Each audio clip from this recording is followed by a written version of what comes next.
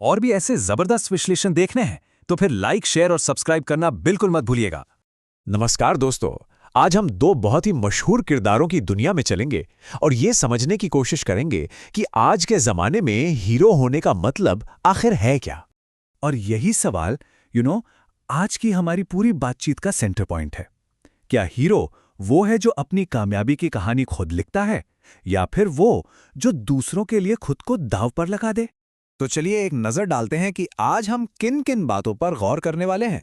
तो कहानी शुरू होती है दो किरदारों से। एक तरफ है अरबपति सीईओ ऋषि कुमार और दूसरी तरफ है एंटी टेररिज्म चीफ वीर सूर्यवंशी। जमीन आसमान का फर्क है दोनों में, लेकिन दोनों ही अपने आप में हीरो हैं। यहीं पे देखिए, उनकी सोच का जो सबसे बड़ा फर्क है वो सामने आता है। एक दुनिया को अपनी मुट्ठी में करना चाहता है अपनी महत्वाकांक्षा के दम पर, और दूसरा उसी दुनिया को बचाने निकला है, कुर्बानी देकर। तो सबसे पहले बात करते हैं ऋषि कुमार की।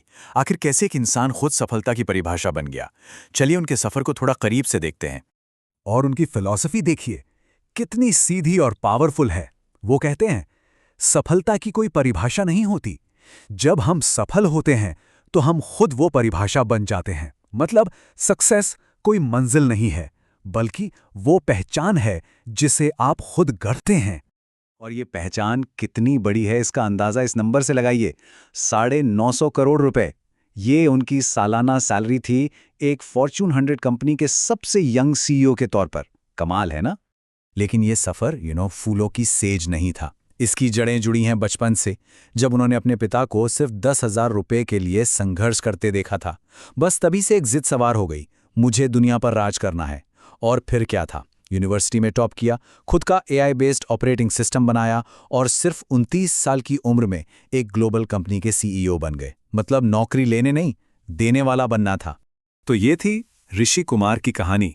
अब चलिए कॉर्पोरेट दुनिया के ऊंचे टावरों से निकलकर मुंबई की भागती दौड़ती सड़कों पर चलते हैं और मिलते हैं हमारे दूसरे हीरो वीर सूर्यवंशी से।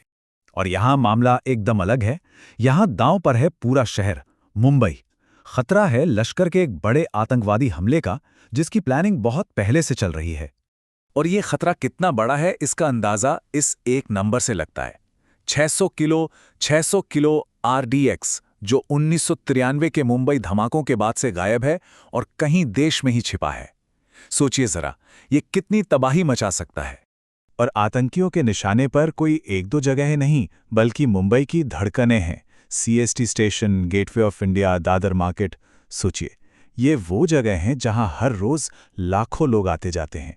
यहां तक कि एंटी टेररिज्म स्क्वाड का हेडक्वार्टर भी उनके निशाने पर है। तो एक तरफ है दुनिया जीतने की जिद और दूसरी तरफ है शहर को बचाने का मिशन। लेकिन एक चीज दोनों में कॉमन है, और वो है कीमत जो इन दोनों को चुकानी पड़ी। जरा इस पर गौर कीजिए। ऋषि कुमार अपने प्यार को अपने मिशन पर बोझ मानकर त्याग देते हैं, अपने परिवार से दूर हो जाते हैं, क्योंकि उनका मानना है कि वो सपनों में नहीं, सिर्फ खुद पर विश्वास करते हैं। और दूसरी तरफ वीर सूर्यवंशी, उनका परिवार ही उनकी ड्यूटी की वजह से बिखर जाता है। उनकी पत्नी उनसे कहती है, तुमने अपने बेटे पर अपने कर्तव्य को चुना। देखिए, दोनों ने अपने अपने तरीके से सब कुछ दांव पर लगा दिया। तो फिर इन दोनों में क्या है जो इन्हें जोड़ता है? इतने अलग होकर भी इनमें एक बात बिल्कुल एक जैसी है, और वो है इनका जुनून। ऋषि कुमार की रग रग में जीतने की जिद है। उनके लिए जिंदगी एक रेस है जिसे हर हाल में जीतना है, फर्स्ट आना है, बस यही एक धुन है। और वीर सूर्यवंशी, उनके लिए उनकी ड्यूटी, उनकी वर्दी ही सब कुछ है। एक ऐसा वादा जो उन्होंने शहर से किया है, जो उनकी अपनी जिंदगी, उनकी अपनी खुशियों से भी कहीं बढ़कर है। कीमत चाहे जो भी हो। तो देखा, इसे ही कहते हैं जुनूनी प्रतिबद्धता। एक ऐसी लगन जहां आपका मिशन ही आपकी जिंदगी बन जाता है। उसके आगे ना रिश्ते मायने रखते हैं, ना अपनी परवाह। सब कुछ उस एक लक्ष्य के लिए कुर्बान हो जाता है। तो हम वापस वहीं आ जाते हैं जहां से हमने शुरू किया था। आज के दौर में हीरो की कौन सी परिभाषा ज्यादा मायने रखती है? एक साम्राज्य बनाने वाले की या एक शहर को बचाने वाले की? इस पर सोचना तो बनता है।